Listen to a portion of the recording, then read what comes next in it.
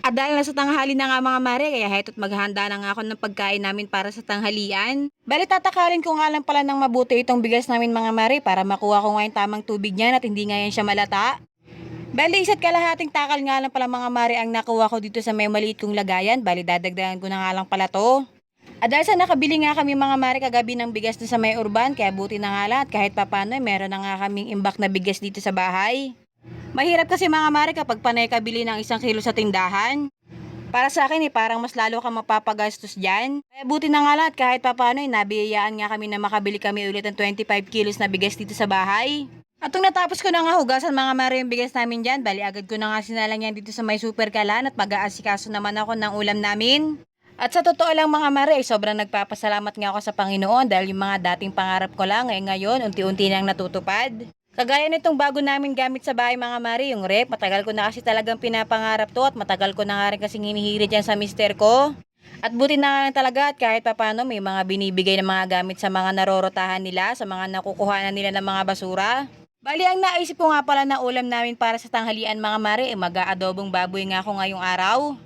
Bali nagkamali nga pala ako mga mare ng dampot dyan, imbis na sibuyas bawal lang ang makukuha ko, inadamay ko pa nga yung luya. Bali wala nga pala mga mare ngayong araw yung mister ko dito, bali nandun nga sila sa mga kasama niya, tagbabakalas nga sila ng mga kalakal. Bali itong video ko nga pala mga mare nung nakaraang linggo pa at super late upload na nga rin pala to. Bali ito nga pala mga mare yung ganap namin sa bahay, ito yung araw ng linggo. Bali ito yung araw ng linggo nga pala mga mare, ito nga pala yung araw na magbabaklas sila ng mga kasama niya sa trabaho ng mga kalakal nila. Sa naipon nila sa halos ilang linggong pagtatrabaho. Kaya kahit linggo nga pala mga mare, meron pa nga rin silang trabaho dyan. At isa nga rin pala ito mga mare sa kinagandahan kapag sa basura ka nga nagtatrabaho. Alam naman natin na may kasabihan na may pera sa basura. Sabihin na nga natin na mabaho yan para sa ibang tao pero para sa ating mga mahihirap pera yan. Kung para sa iba barya-barya lang ang kinikita ng mga basurero pero hindi po talaga totoo yan. May mga araw na nakakadali yan sila ng pera o kaya ginto. Buti na nga lang talaga at kahit papano napunta nga yung mister ko sa mga mababait na kasama. Bali habang nagluluto nga pala ako mga mare, bigla nga dumating itong order ko sa Shopee. Dahil sa magpapasko na nga mga mare, bali umorder nga ako ng 4 na kortina dyan. Bali nabili ko nga pala ito mga mare 160 pesos lang at free shipping na nga. Bali meron kasi akong voucher dyan mga mare at kaya kahit papano nakatipid nga ako dyan. Nung natapos ko na nga buksan mga mare yung parcel ko dyan, bali binalikan ko na nga itong niluluto ko at tumatalsik pa nga ng mantika yan. Maraming beses na nga ako mga mare muntika na matalsikan sa mukha nito. Dahil sa ginusto ko kasi mga mare na ito ang ulam namin ngayong araw kaya wala nga akong magagawa kundi tiisin ang masakit na talsik niyan. At nung napansin ko na nga na medyo nagbabrown na nga mga mare itong baboy na nakalagay sa kawali, bali isusunod ka na nga itong sibuyas bawang na hiniwa ko kanina. Bali hiniwa ko nga lang pala yung mga mare sa maliliit.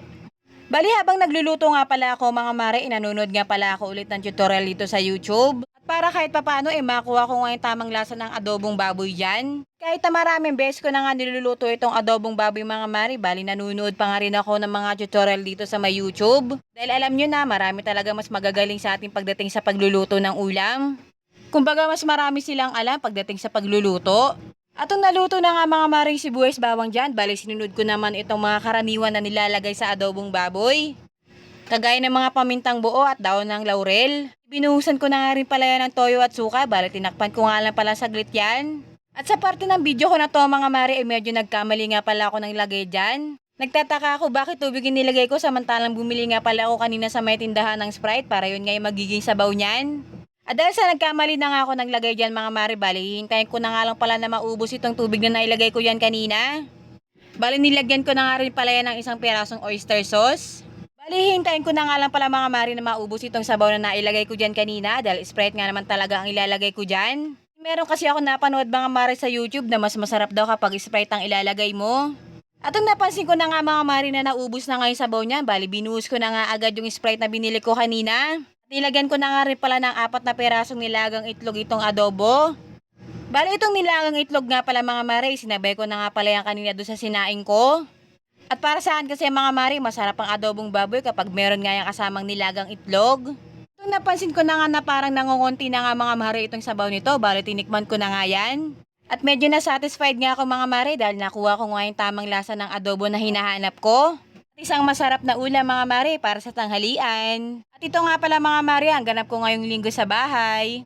At yun lamang po, maraming salamat sa panonood.